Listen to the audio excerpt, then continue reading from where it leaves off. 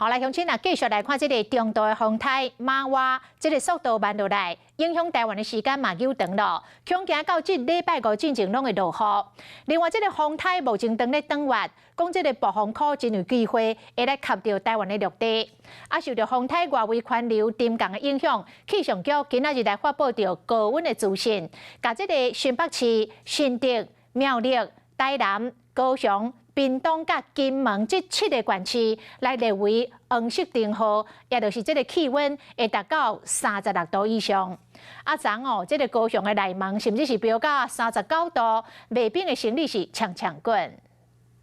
冰店的每一个座位拢一间满满是，人客人来拢会点自大碗公的串冰，顶面铺真侪酸呀，敢若用看的心凉，鼻透开。基本上每天下班我都会买一碗雪花冰回家吃。算是慕名而来，然后消暑还蛮开心的，身体可以降火气吧。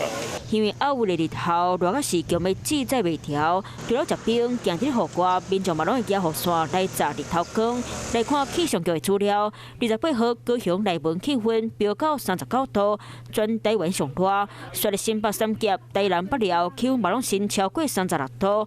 今仔日红列作是黄色灯号警示的全台湾7个县市，包括新北、新竹、苗栗、台南、高雄、屏东、和金门，也就是讲这所在民众拢会真细腻，气温拢会达到36度以上。啊，这个高温若是继续冻超过3天，就列作是感觉是灯号。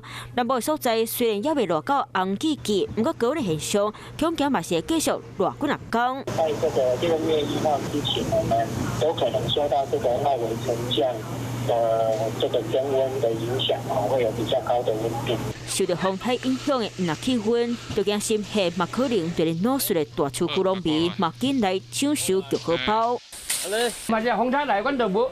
就讲歹，就无就采收啊。把握真好天气，采收实到在过起，同款无因试试个台东种酸叶的农民，在你真热的天气来到过境园采收酸叶。我们就只能够加强它的枝条而已啊。